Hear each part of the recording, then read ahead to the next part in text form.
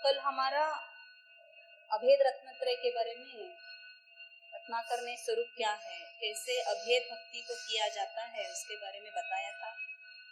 तो क्या करना है अभेद भक्ति के लिए? पहला आशा, जो आशाएं हैं उनको छोड़ना है। फिर आंख बंद करके एकांत में अपने अंतरंग में देखेंगे तो आत्मा दिखता है, सभी को दिखता है, ऐसे उन्होंने बताया।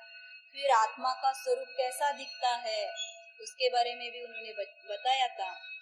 तो उसी के बारे में अब उनकी एक रानी प्रश्न पूछी कि सिर्फ आत्मा पुरुषाकार है तो इसीलिए सिर्फ पुरुषों को दिखती है या स्त्रियों को भी आत्मा दिखता है, ऐसे जब उन्होंने प्रश्न पूछा तो अब रत्नाकर उसके लिए, मतलब भरतेश उसके लिए क्या है ये आत्मा का दिखने का मतलब अथवा आत्मा का दर्शन करने का ध्यान के बारे में बता रहा है।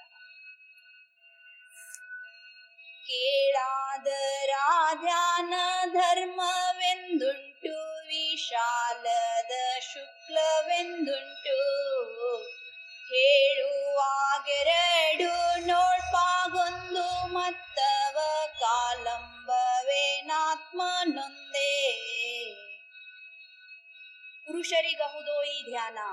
सो उसने पूछा, जो ऊपर का बताया, ये जो ध्यान आपने बताया ये सिर्फ पुरुषों को है या स्त्री को है? तो फिर ध्यान के बारे में बता रहा है कि बोलता है ध्यान मतलब दो टाइप का ध्यान है। कौन से? धर्म ध्यान और शुक्ल ध्यान। उन्होंने आर्त रौद्र को नहीं लिखा है। तो दो रूप का जो ध्यान है, धर्म ध्यान और शुक्ल ध्यान, बोलने में ही दो है लेकिन वो तो ध्यान एक ही है। और उसका आलंबन काल मत तव कालंबन आत्मा वंदे, मतलब आत्म एक ही, दोनों के लिए भी आलंबन है। हमने जब इसमें भी पढ़ा, जब आचार्य ने पंचम काल में ध्यान नहीं होता है, जब क्वेश्चन आया था ना, तो आचार्य ने बताया आपका बात बिल्कुल सही है, शुक्ल ध्यान तो नहीं होता है लेकिन धर्म ध्यान तो होता है। वो भी कैसा धर्म ध्यान? आत्मा का अवलंबन रूप ही धर्म ध्यान होता है। तो यहाँ पे भी यही बात यहाँ पे रत्नाकर कह रहा है। यहाँ पे भी जो धर्म ध्यान और शुक्ल ध्यान है उसका नाम ही सिर्फ क्या है? धर्म ध्यान शुक्ल ध्यान, लेकिन आलंबना क्या है? आत्मा, निज आत्मा, वो तो एक ही है। तो फिर ये ध्यान का स्वरूप बताया। आप देखो दोनों का भिन्नता क्या है, धर्म ध्यान किसको कहा जाता है, शुक्ल ध्यान किसको कहा जाता है, इसमें भी कहे थे, याद है आपको किसी को? वो नहीं, वो सही है, व्यवहार से है, उसका आचरण यहाँ पे आलंबन, हाँ वो भी बताए थे। लेकिन अब ये यहाँ पे आत्मा की एक आलंबना लेके दोनों करना है ना, धर्म ध्यान और शुक्ल ध्यान। तो एक ही आत्मा का आलंबन है और एक को धर्म ध्यान कहेंगे और एक को शुक्ल ध्यान कहेंगे।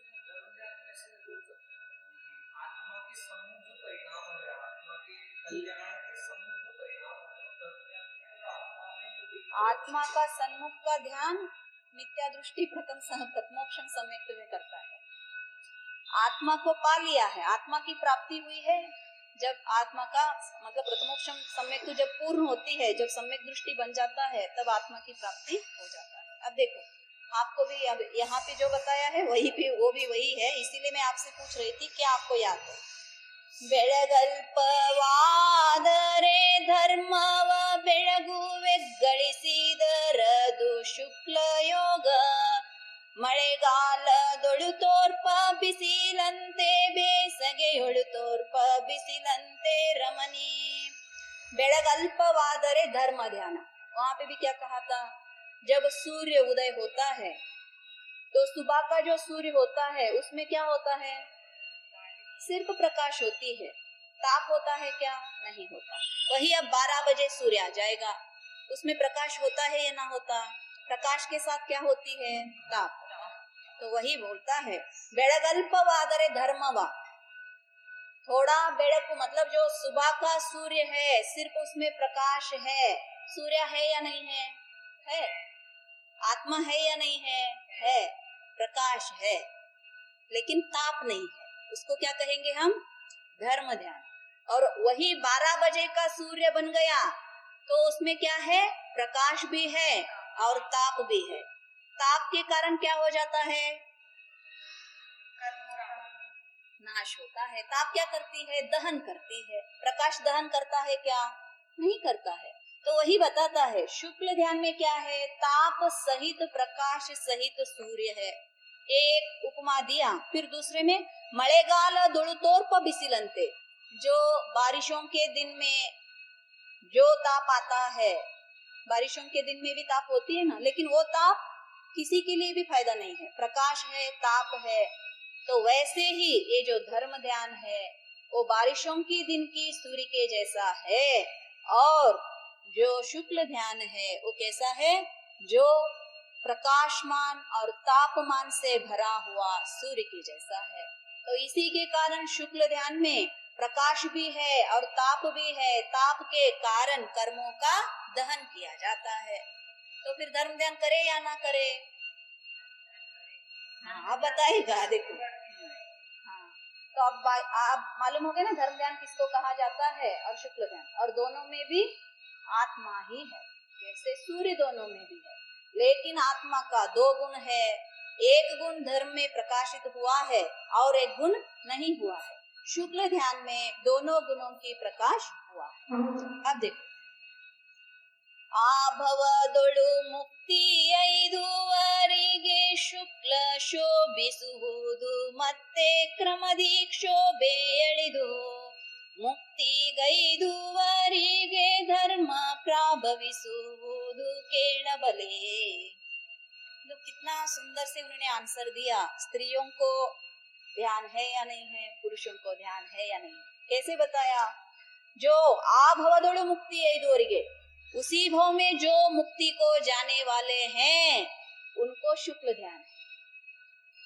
इवन पुरुष है तो उस भाव में मुक्ति नहीं जाने वाला है तो उसको भी शुक्ल ध्यान नहीं है। मालूम हो गया?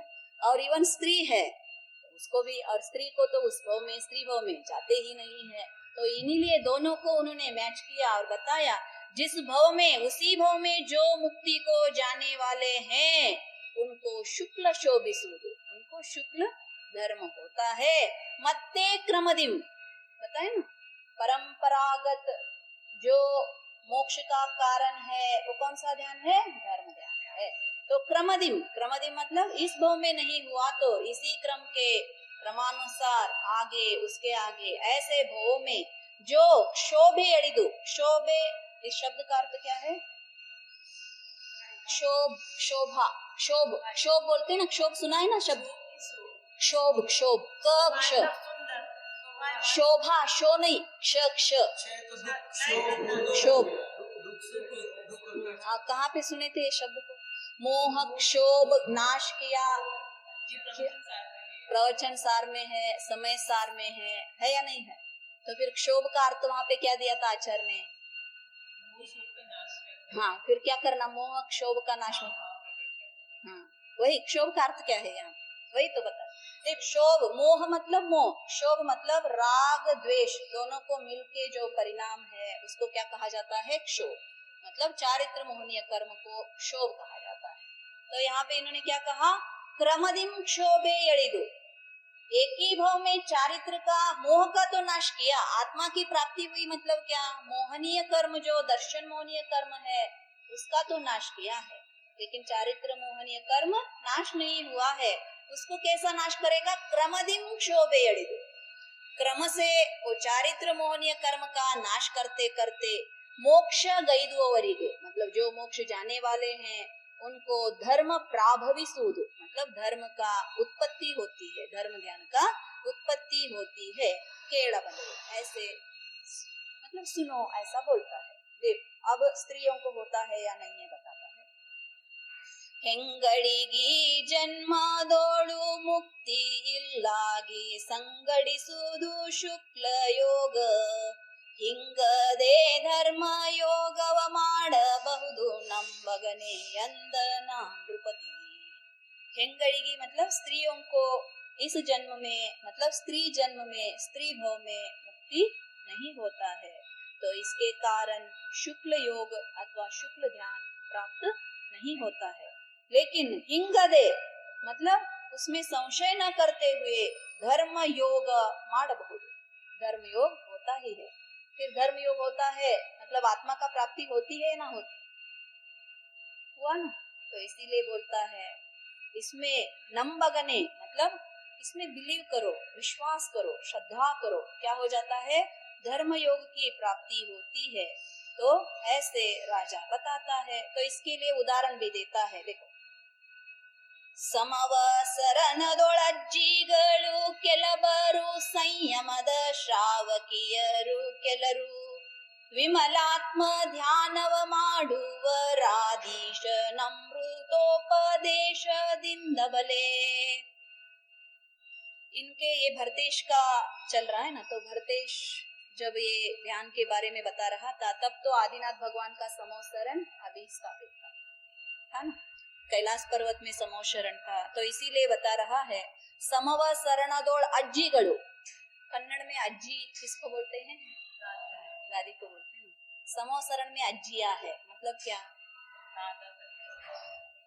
दादी नानी दोनों को भी हम अज्जी बोलते हैं। देखो आप अज्जीगड़ु मतलब, देखो आप क्या बोलते हो माताजियों को, माताजी मतलब आप घर में किसको बोलते हो, ग्रैनियों को बोलते हो, सही है ना। माताजी किसको बोला जाता है, ग्रैनियों को बोलते हैं ना, बोलते हाँ, दादी नानी को ही माताजी बोलते हैं नहीं। तो यहाँ पे वही बता रहा है, अज्जी मतलब अर्जिका, जो शब्द आरिका है ना, वो अर्जिका होकर अज्जी बनी है। अज्जी मतलब माताजी, माताजी मतलब वृद्ध जो है, वृद्ध मतलब एज में वृद्ध हो गए हैं हमसे, ओल्ड पीपल। यहाँ पे वृद्ध मतलब क्या, ज्ञान में जो वृद्ध हो गए हैं, अत्यंत वृद्धि को पाए हैं, एक्सपीरियंस्ड पीपल है। ऐसे माताजी भी, मतलब स्त्रियों में भी जो अर्जिका है, आरिका है, वो कहाँ पे रहते हैं, समोसरण में, वो भी स्थापित है, स्थित है। मतलब धर्म ध्यान होता है या ना होता, स्त्रियों को होता है। इसीलिए समोसरण में अभी भी क्या है, अर्जिका है, अज्जिया है। फिर और कौन है, संयमद श्रावकियरु, थोड़े लोग संयम का स्वीकार किए हुए श्रावकिया है। श्रावकिया मतलब कौन, प्रतिमाधारी। यहाँ पे चतुर्थ गुणस्थान को नहीं लिया, पंचम गुणस्थान वर्ती जो अर्जिका है वो भी समोसरण में है, और जो संयम का स्वीकार किए हुए प्रतिमाधारी श्राविका भी कहाँ पे है, समोसरण में है।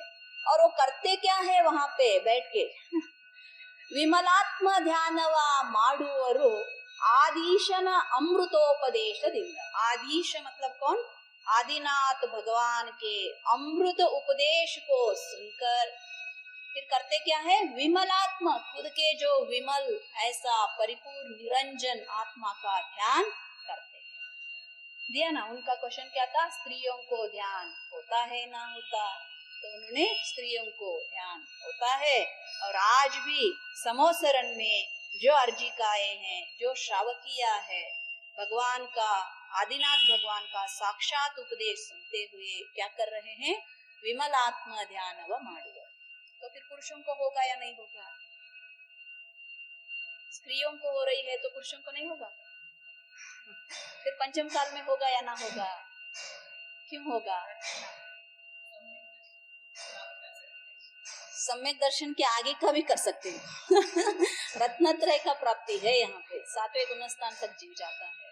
और आप बोलते हो आत्मा की प्राप्ति नहीं है, ध्यान नहीं है, तो है ध्यान, दोनों को भी है, स्त्रियों को भी है, पुरुषों को भी है। तो फिर देखो समोसरण में जैसे स्त्रियां जाते हैं, तो उनका भी कोई गुणस्थान वाले जाते हैं, दोनों भी जाते हैं। ऐसा कुछ नियम नहीं है कि चतुर्थ गुणस्थान वाला ही मतलब समोसरण में जाएगा, भव्य अभव्य दोनों जाएंगे। लेकिन अभव्य समोसरण के अंदर की जो लक्ष्मी पीठ है वहां तक नहीं पहुंचता, बाहर की ही चीजों में मग्न हो जाता है, भव्य अंदर तक जाता है। दोनों मिथ्या दृष्टि बहुत, हम भी अनंत बार जाके आ गए हैं समोसरण में, लेकिन सम्यक दर्शन की प्राप्ति आज तक नहीं किया है हमने। समोसरण में सभी जीवों का विशुद्ध परिणाम बताया है। अभव्य का तो प्रथमोपशम में चौथे करण लब्धि तक भी, चौथे प्रायोग्य लब्धि तक भी विशुद्ध परिणाम ही है ना। लब्धि सार पढ़ोगे, शायक्षमिक लब्धि में जो विशुद्ध परिणाम होते हैं कैसे होते हैं, मतलब अनंत गुणहीन करके, पहला का लब्धि है ये, अनंत गुणहीन जो पाप की प्रवृत्ति का परिणाम है हमारी, उनका अनुभाग अनंत गुणहीन होता है, घट जाता है। हीन मतलब क्या, घट जाता है। ऐसे परिणाम पहले लब्धि में है। हम भी मिथ्यात्व में ही रहेगा, उसमें क्या है। करण लब्धि एंड, हाँ, करण लब्धि का एंड करने के बाद ही जीव को क्या होता है, सम्यक होता है। उससे पहले कितने उनके क्या है परिणाम, अत्यंत विशुद्ध बढ़ रहे हैं। पहले के ही बता रहे हूँ, क्षायोक्षमिक में ही अनंत गुणाहीन होते होते जा रही है अनुभाग। विशुद्धि लब्धि में उससे भी विशुद्ध हो रहा है, देशना लब्धि में उससे भी विशुद्ध। प्रायोग लब्धि का तो बात ही क्या बताए, वहां पे 46 कर्म बंद है ना, वो कर्मों की बंद का बंदापसरण, मतलब वो बंद भी नहीं होंगे, प्रकृति का भी बंदापसरण हो रहा है। और सारे कर्मों की जो सारे कर्म, ऐसा नहीं सिर्फ मिथ्यात्व ही, जो सातों के सातों कर्मों की प्रकृतियां है, वो सारा अंत कोड़ा कोड़ी सागर बंद और सत्व और उदय, तीनों में भी इतना ही स्थिति रहेगा। ये कहाँ पे प्रायोग लब्धि, अभी करण लब्धि तो नहीं है। विशुद्धि बहुत ही मतलब बहुत है, ये अभव्य भी करता है, सिर्फ भव्य नहीं।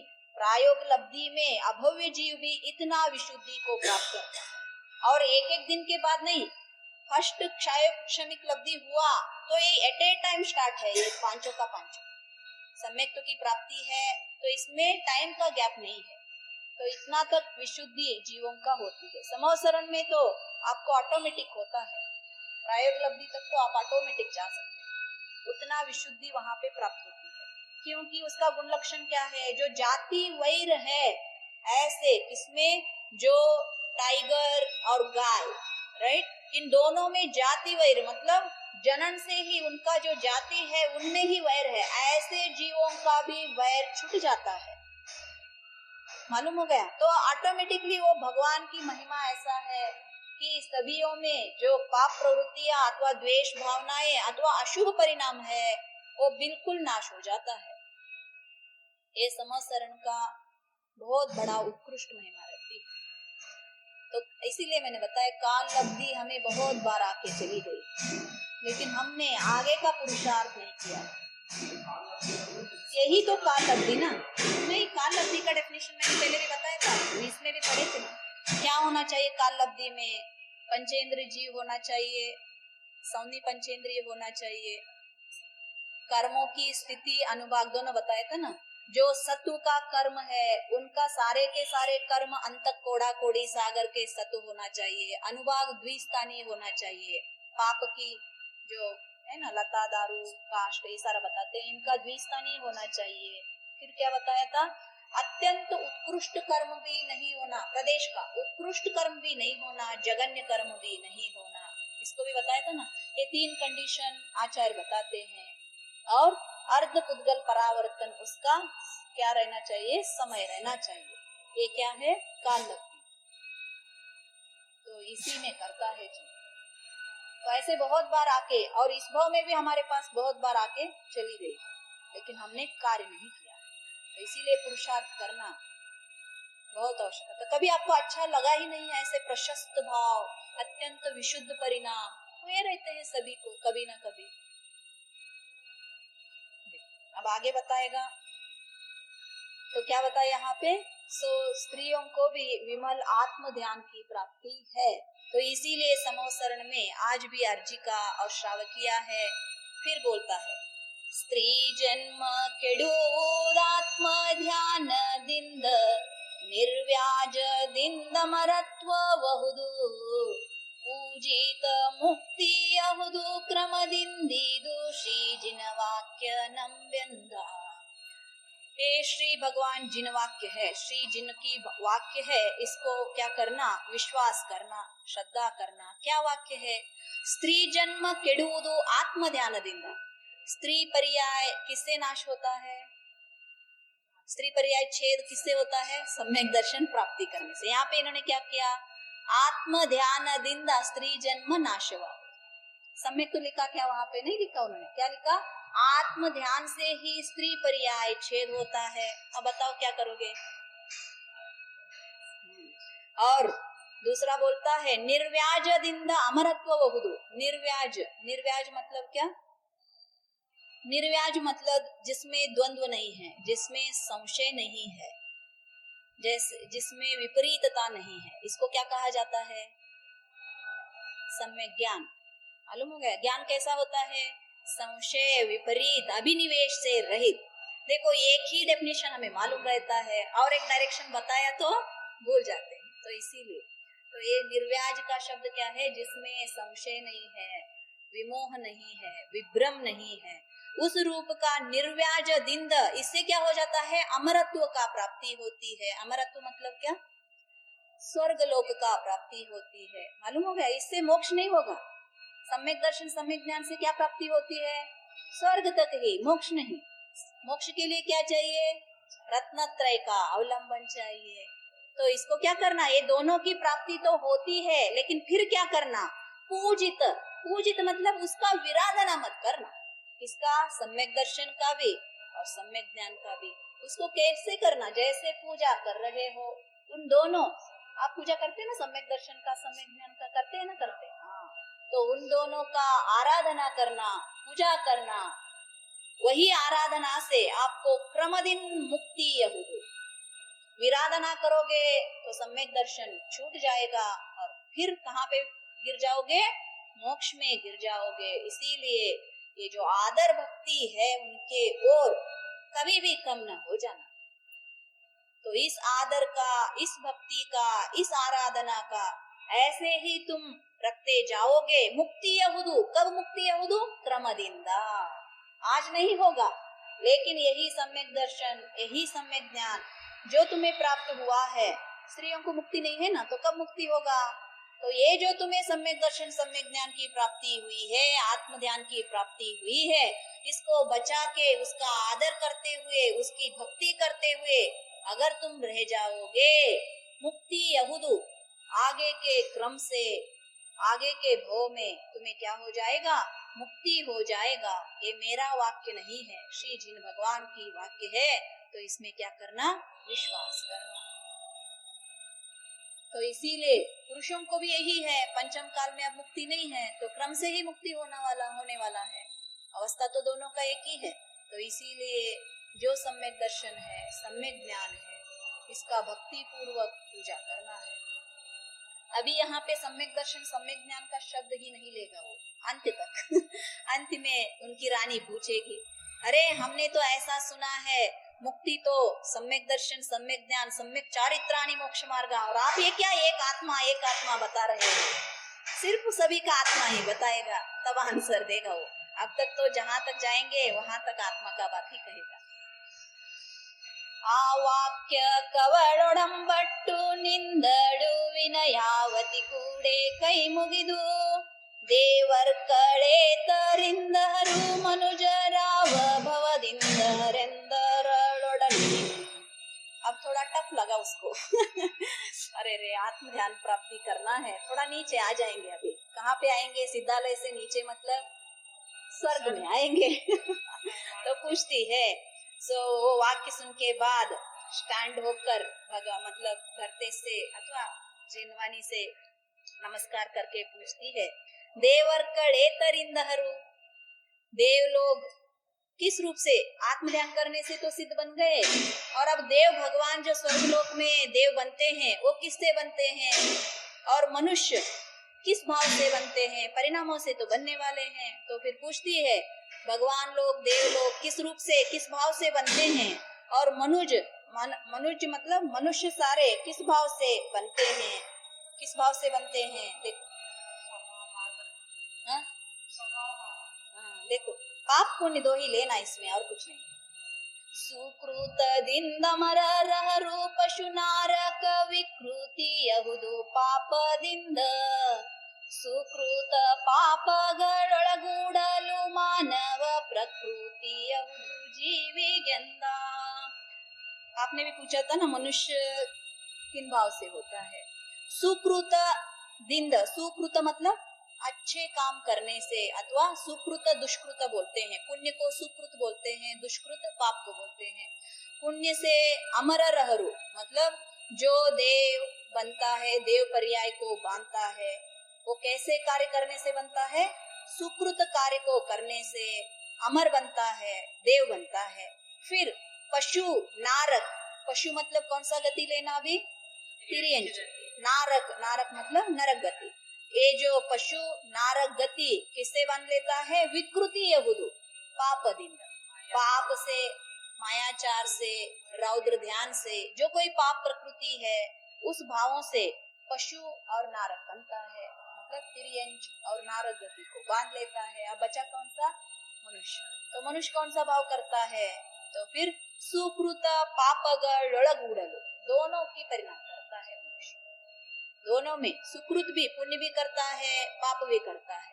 ये दोनों पुण्य पाप के रूप की परिणामों से जीव को क्या प्राप्ति होती है?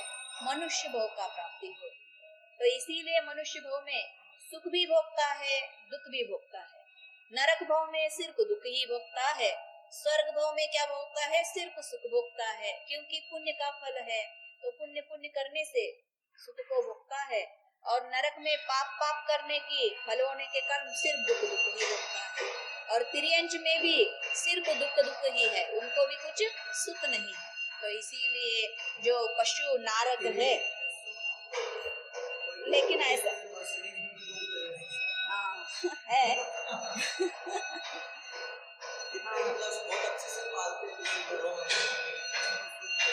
लेकिन गति तो तिर्यंच है ना।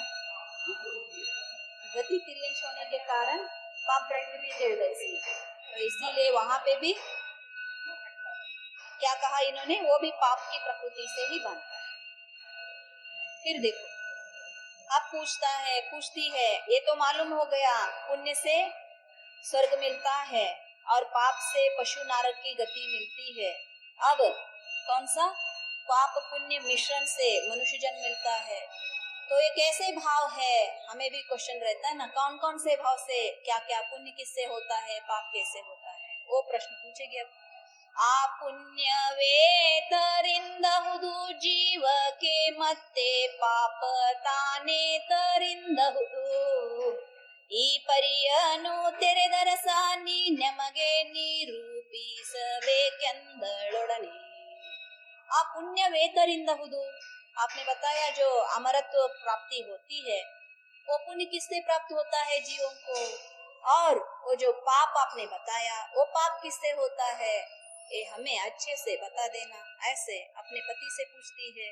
अब देखो, दान पूजेಗಳಿಂದ ವ್ರತ ಜಪ ಶಾಸ್ತ್ರ ಚಿಂತಾನಂದದೋಳು ಪುಣ್ಯಬಹುದು मान माया लोभ कोप भोगासक्ति ताने पापव माडुतिहुदु।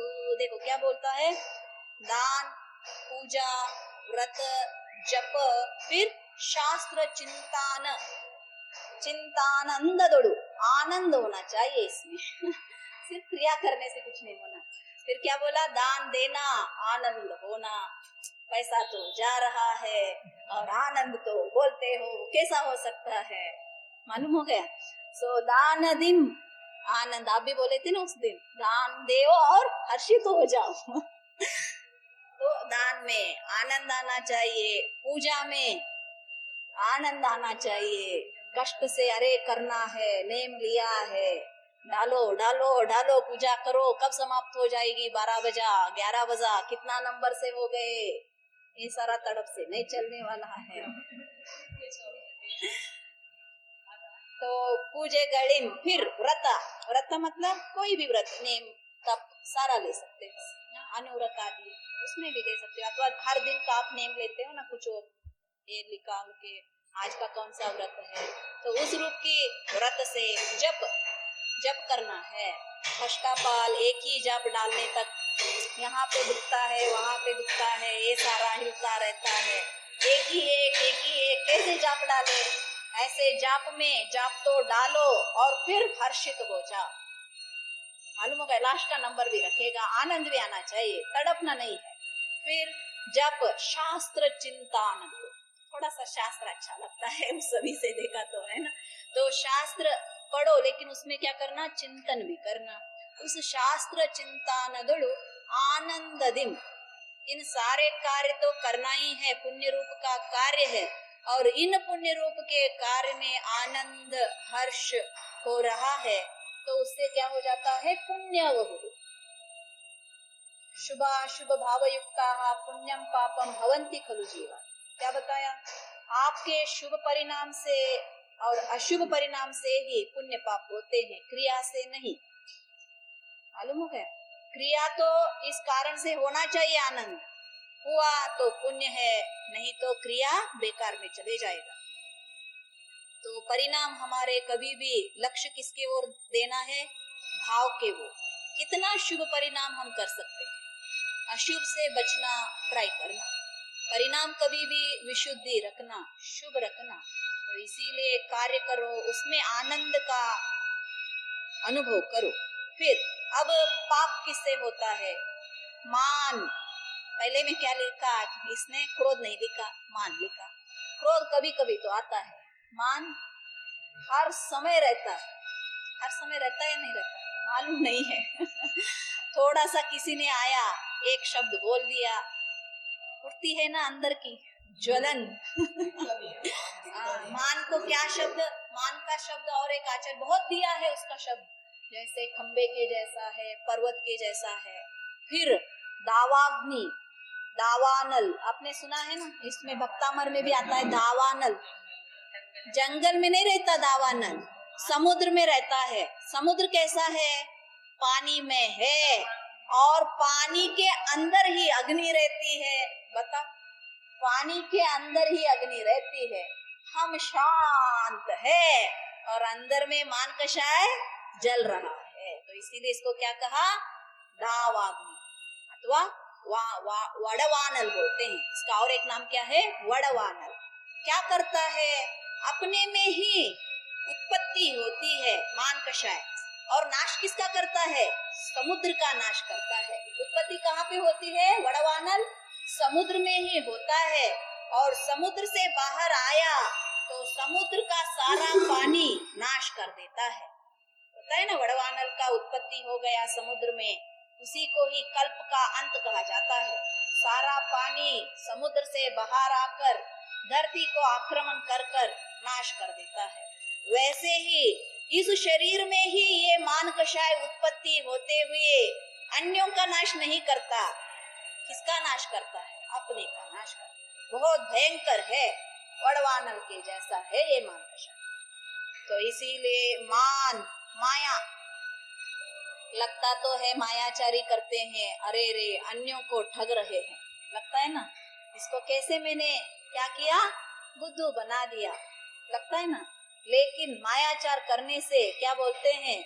उनका तो कोई कुछ होगा, उनकी कर्म उदय के कारण जो कोई आपने उनको ठगाया है, लेकिन प्रॉब्लम तो किसका होगा?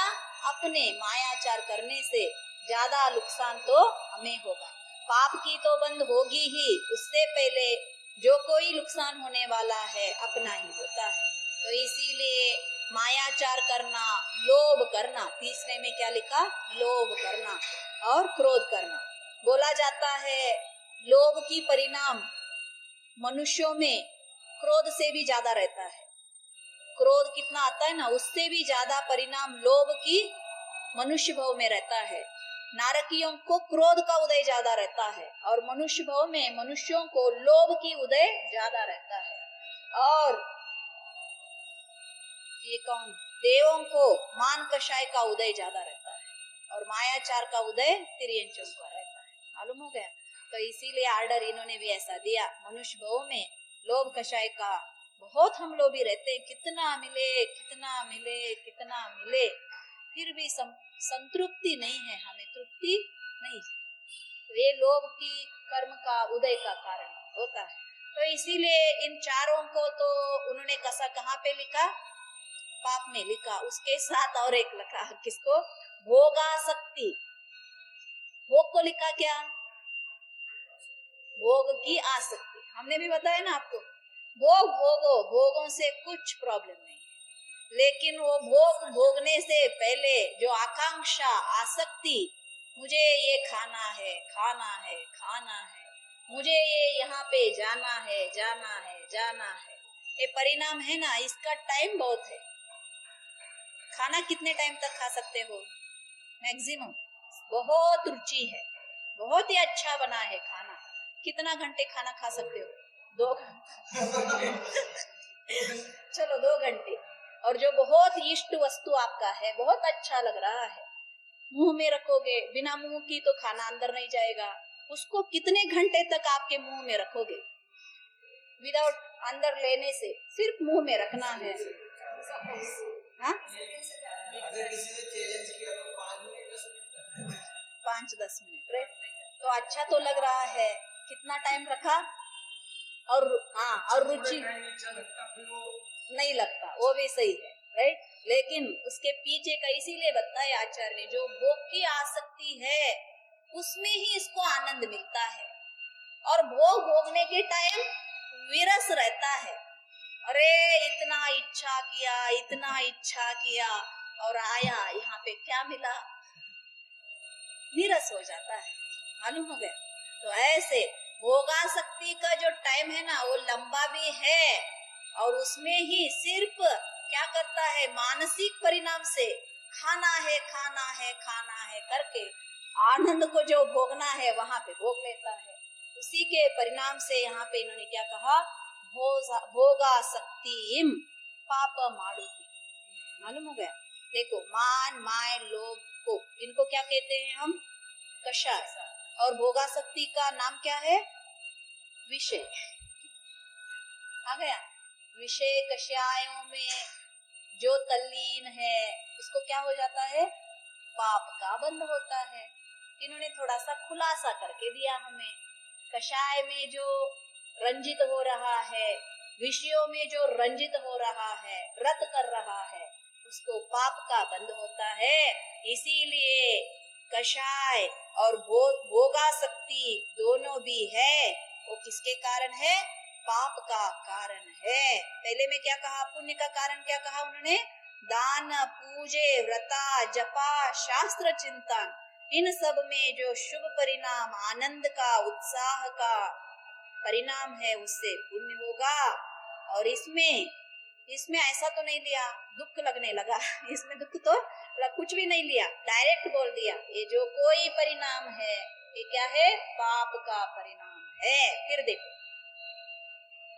कुल जाति योग्य नಡೆ जीव दय तीर्थ ಸ್ಥಳ ಯಾತ್ರೆಯೊಳು ಪುಣ್ಯಬಹುದು ಕೊಲೆ ಹೂಸಿ ಕಳುವು ಪಾದರದಲ್ಲಿ ಬಹುಕಾಂಕ್ಷೆಯೊಳು ಬಲು ಪಾಪ ಕಟ್ಟುವುದು।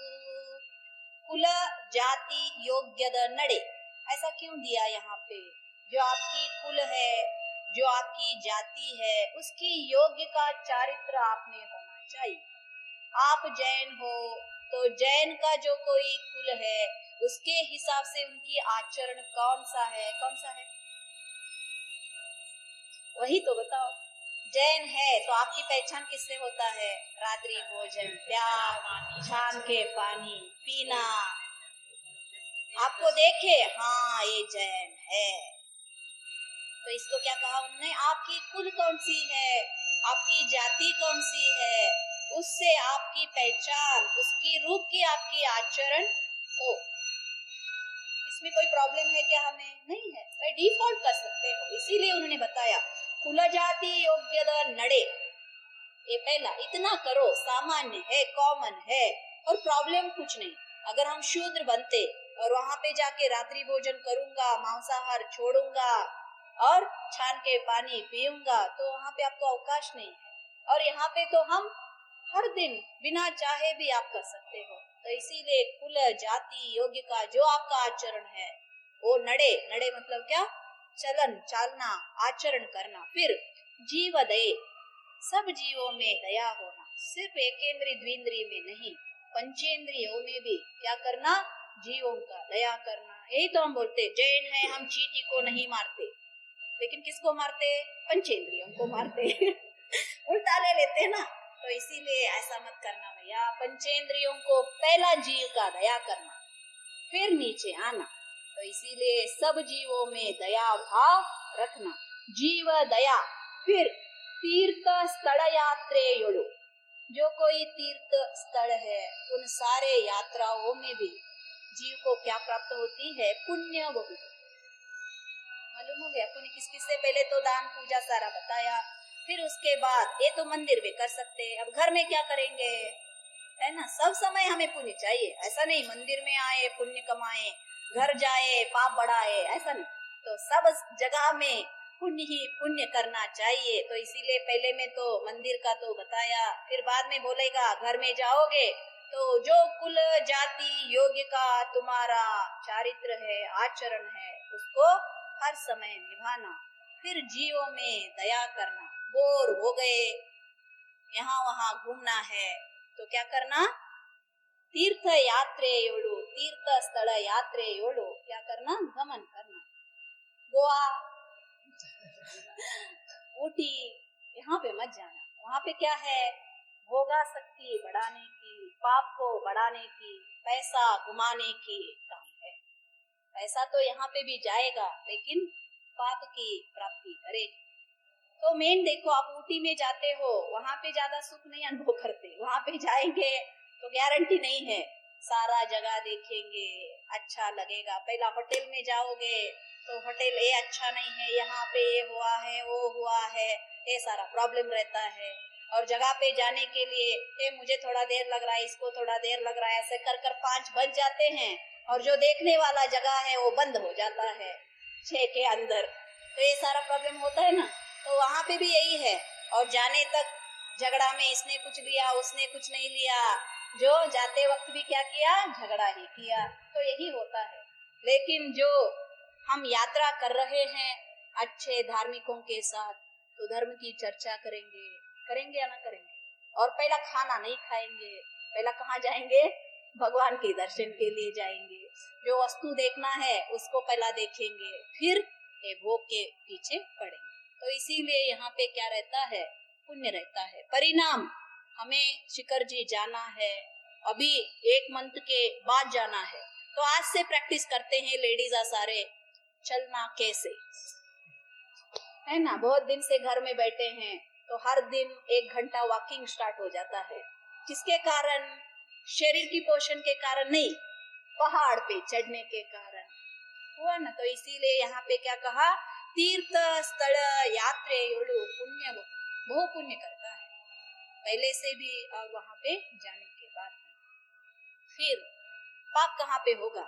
ಕೊಲೆ ಹುಸಿ ಕಳುವು ಪಾದರದಲ್ಲಿ ಬಹುಕಾಂಕ್ಷೆಯಳು ಬಲು पाप कटुವುದು। जो 5 हमारे अनुव्रत महाव्रत है उसी को ही बता रहा है। कोले, कोले मतलब क्या? किसी का मारना, मारना मतलब उसका मर्डर करना, कोले। सिर्फ किसको कोले मतलब हमें ऐसा लगता है पंचेंद्रियों को मारना नहीं, चींटी और आपका मच्छर, कोई भी जो कोई जीव है उसको मारना, ये ना करना। फिर हुसी, हुसी मतलब झूठ बोलना, असत्य। फिर कड़वू, कड़वू मतलब चोरी करना। पादरदल्ली मतलब ये जो अब्रह्म का परिणाम है उसमें। फिर बहुकांक्षे, बहुकांक्षे मतलब परिग्रह। मालूम हो गया बहुकांक्षे मतलब क्या? परिग्रह। देखो जो जितना चाहिए, 2 वक्त की रोटी, और कांक्षा कहाँ पे होती है? 2 वक्त की रोटी के बाद ही सारा परिग्रह होता है। परिग्रह किसको कहेंगे हम? आज की आप जो खाना की किया है उसको परिग्रह नहीं, 1 साल के लिए धान्य जो आपने घर में रखा है उसको क्या कहेंगे? परिग्रह। आज की जो कपड़े पहन रहे हो इसको हम परिग्रह नहीं कहेंगे, 20 जो अंदर में रखे हो उसको क्या कहेंगे? परिग्रह कहेंगे। एक घर में जो रह रहे हो उसको हम परिग्रह नहीं कहेंगे, एक के छोड़कर 4 जो आपने बाहर में बनाया है उसको हम क्या कहेंगे? परिग्रह कहेंगे। पैसे आज के लिए आपने रखा है इसको नहीं कहेंगे, और आपकी बेटे बेटों के बेटे 7 पीढ़ियों के लिए जो आपने पैसा बना बना के रखा है उसको क्या कहेंगे हम? तो एक कांक्षा हुआ या बहुकांक्षा हुआ? बहुकांक्षेयोಳು पाप। इसीलिए तो पाषाण युग से इस युग तक पहुंच गए, इसी इच्छाओं से पहुंचे। हाँ, तो ऐसे और थोड़ा बढ़ेंगे बनते हैं क्या? बढ़ती जा रही है। आप देखिए बेंगलोर में 20 सालों में 5 लाख पॉपुलेशन भी नहीं थी, बहुत कम, 1.25 करोड़। ये माइग्रेशन आकांक्षाओं से ही तो बढ़ रही है। मंदिर है, श्रवण बेलगुड़ा में साधना होगा, तो इसके लिए कोई श्रवण बेलगुड़ा नहीं जाता।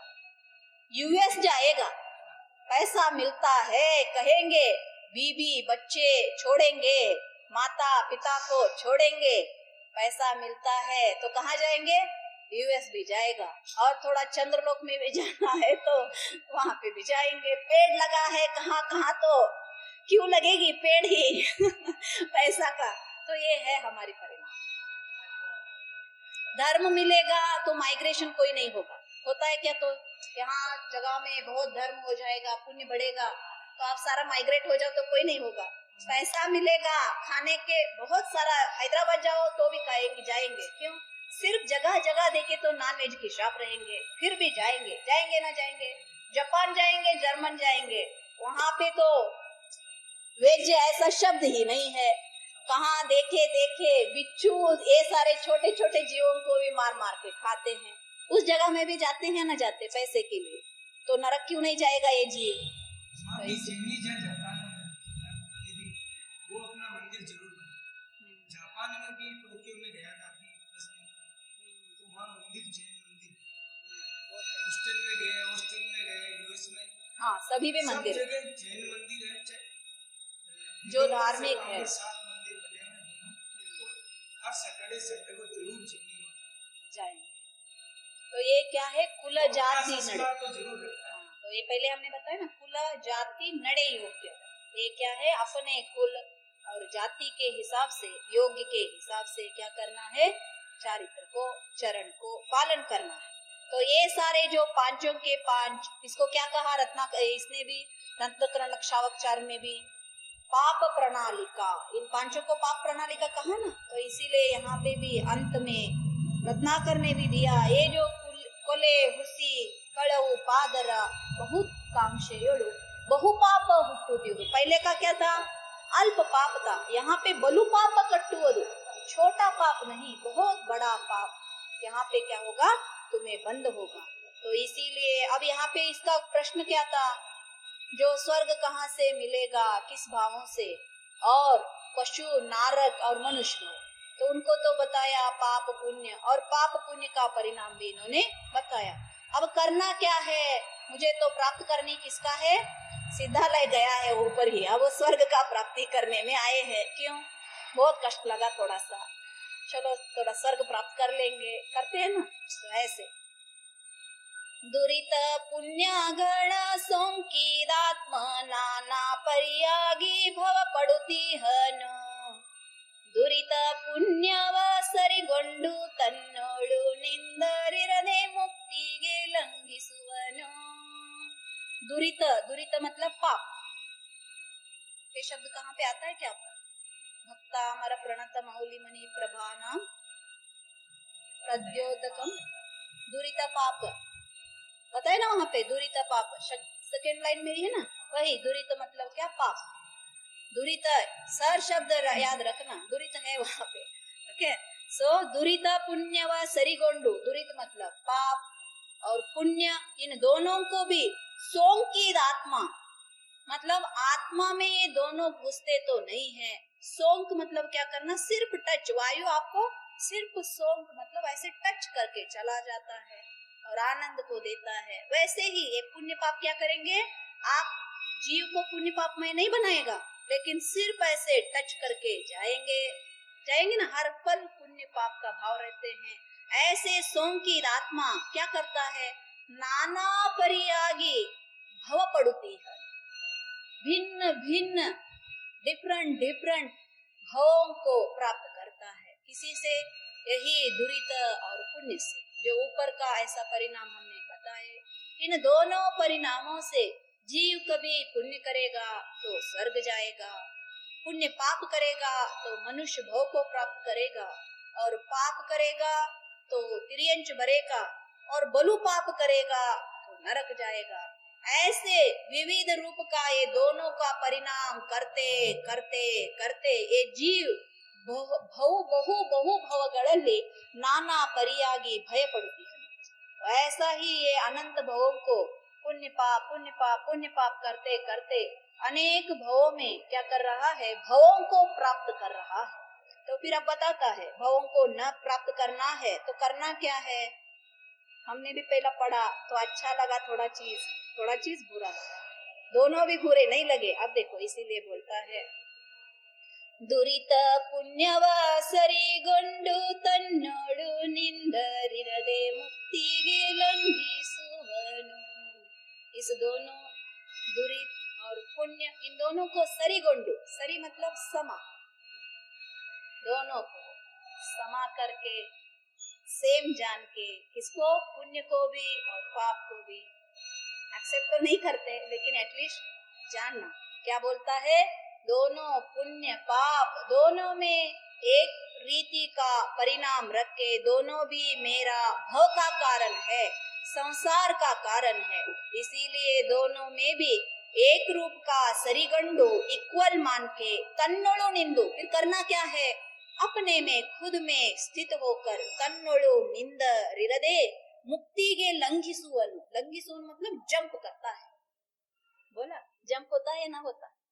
देखो मुक्ति प्राप्त हो गई, कहाँ पे मुक्ति प्राप्त होता है, भूलोक में। भूलोक में होता है ना होता। मनुष्य ही तो मुक्ति प्राप्त करेगा, कौन देव करता है क्या, नहीं करता। कौन सा सर्वार्थ सिद्धि में रहेगा तो भी नहीं करेगा।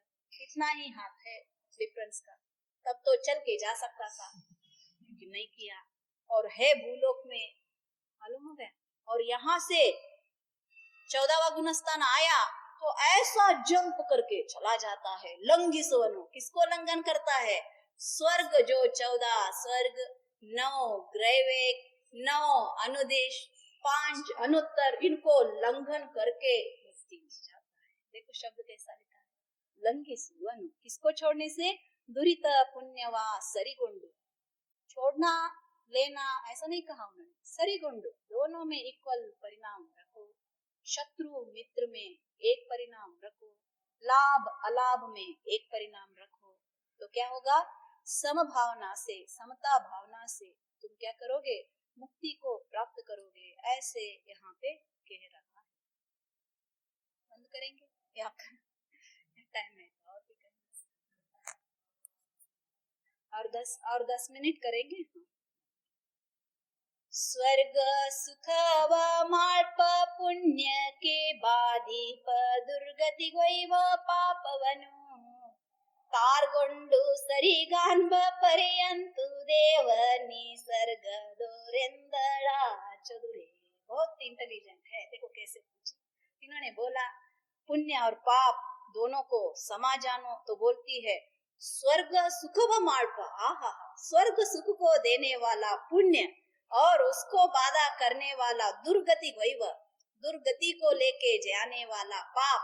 इसमें तो हमें बड़ा और छोटा तो दिख रहा है, और आप बोलते हो सारगुंडु सरिगंभ, दोनों में समा जानो, इक्वल जानो, ऐसा परिणाम करो कहते हो। तो ऐसा परिणाम हम कैसे करें बताओ। यहाँ पे पैसा है और यहाँ पे कांटा है, और पैसा और कांटा को दोनों समा समझो, क्यों कुदगल है, मेरे से तो नहीं होने वाला है। तो फिर बोलती है अरे दोनों को समा जानो, ऐसे तो आप बता रहे हो। भगवान देव मतलब पति को भगवान बोलती है, सरिगान पर्यंतु देव निसर्ग दोरेंदड़ा, बोल मुझे बताओ, दिखाओ कैसे मैं कर सकती हूँ।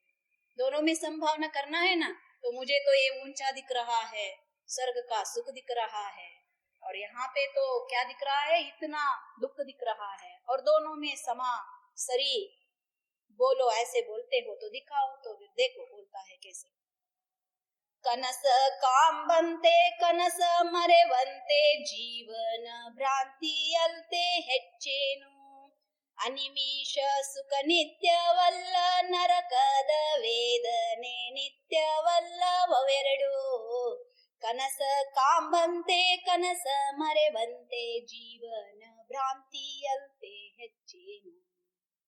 अनिमिष, देखो कितना सारा स्वर्गों का नाम दिया। आप स्वर्ग तो जाना चाहते हो, स्वर्ग का नाम मालूम है सब कुछ। अनिमिष, अनिमिष मतलब क्या, स्वर्ग। क्यों अनिमिष कहा जाता है, निमिष मतलब क्या, आंखों को झांकने को निमिष कहते हैं। अनिमिष मतलब वहां पे एक बार देव का उदय हो गया, कभी भी आंखें मिटकेंगे नहीं, पलक वहां पे झपकते नहीं है, तो इसीलिए उसको क्या कहा जाता है, अनिमिष, सदा काल के निद्रा से रहित रहते हैं। वहां पे जो नीचे का निद्रा है ना, कौन सा निद्रा, निद्रा प्रचला प्रचला, इनका उदय नहीं रहता है, सिर्फ तिर्यंच और मनुष्य लोक में ही इन दोनों का उदय है। तो इसीलिए हम अच्छे से बेड पे जाके चार लगा के सो जाते हैं, वैसे उनका नहीं है, वो तो कभी भी आंखें खुला ही रहता है। उनमें नहीं, 3 निद्रा का रहता है, लेकिन हमारे जैसे आंखें झांक कर नींद नहीं करता, वैसे थोड़ा सा झांक लगते। आप भी यहाँ पे बैठे बैठे थोड़ा सा ले लेते हो ना आनंद, वैसे उतना ही होता है। 2 बिड़ल जो भारी निद्रा है ना, निद्रा निद्रा प्रचला प्रचला, उनका उदय नहीं है, सिर्फ मनुष्य और तिर्यंच में ही है। अन्य जीवों को नरक में भी नहीं है, देव में भी नहीं है। तो ऐसे मतलब सुख बिना सोए भोगते हैं और आप आज सुखते हो। हाँ, तो इसीलिए हमारी जो मनुष्य का सुख है तृण के समान है। मालूम हो गया, जो सुख सुख सुख भोग भोग भोग भोग कह रहे हो, तृण के समान है। 3 बार भी खाने को नहीं मिलता, वो 3 बार खाने के लिए कितना दिन काम करना पड़ता है। रसोई बिना बने खाना नहीं बनता है, अपने टेस्ट का भी नहीं बनता। उनको सिर्फ मुझे ये खाना खाना चाहिए, तो ऐसा डालना भी नहीं पड़ता, चबाना भी नहीं पड़ता, अंदर गुलुम गुलुम जाता है। क्या उसका आपको पढ़ना है, इसीलिए ग्रंथों को पढ़ना, पुराणों में पढ़ना, ये सारा बहुत सुंदर से वर्णना करेंगे आचार्य, क्यों हमारे भोग और उनकी भोग में कंपैरिजन है, और क्यों चाहते हैं। आपका 5वां गाता है ना इष्टोपदेश में, कौन सा, ऋषिकजम अनातंकम, फिर नाके नाकौकसामिव सौख्यम, कैसा सुख है, नाक का सुख, सिर्फ उन्हीं से ही हम कंपैरिजन कर सकते हैं।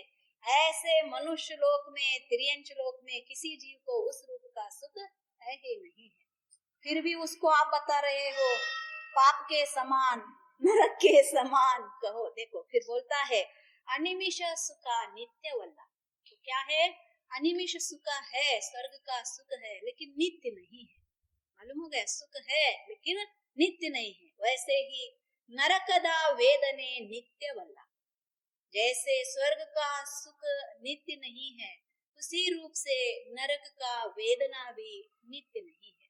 फिर कैसा है, कनस काम बनते कनस मरे बनते, सोया है सपना देख रहा है, अच्छा लग रहा है। कितने दिन तक आपकी सपना याद रहते हैं बताओ मुझे।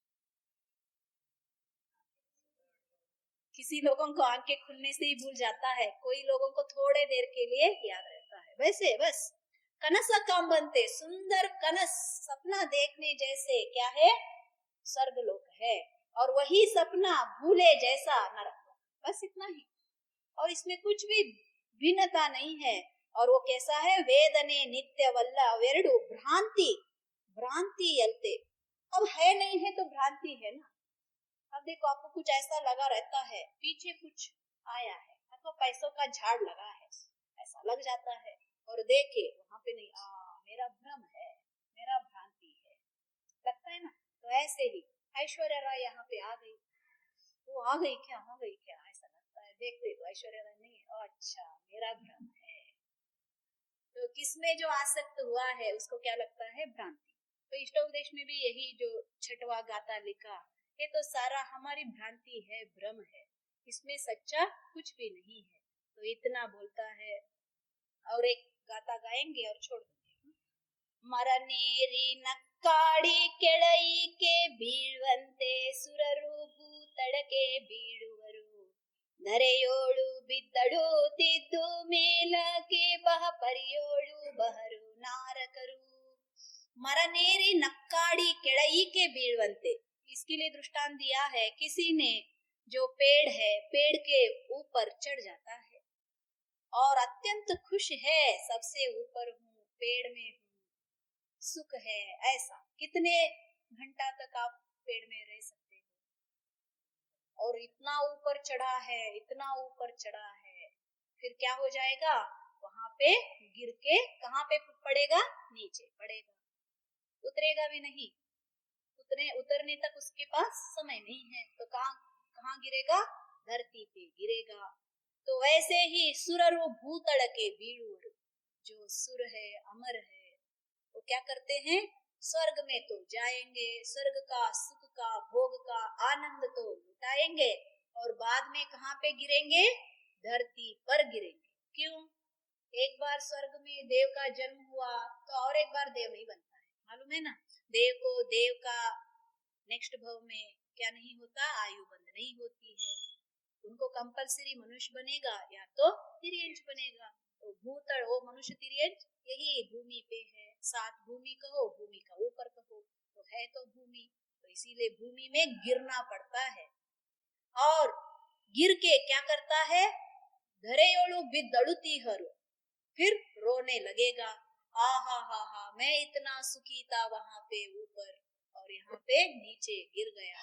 तो सुख का याद करते हुए, अथवा पहले गिरने से पहले ही 6 मंथ से ही रोना धोना करेगा।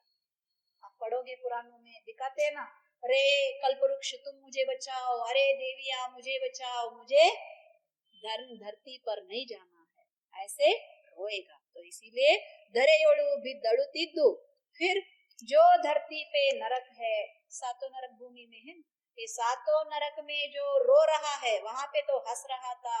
ये जो पड़े हुए सारे नीचे जो रो रहे हैं, जैसे रोते हुए बच्चे को माँ उठा लेती है, वैसे रोते रोते रोना बंद करने के लिए ऊपर में आ जाएंगे। बहरू नारक बहुपरियो, तो उनका रोना भी कोई शाश्वत नहीं है और इनका हंसना भी कोई शाश्वत नहीं है, तो अनित्य है।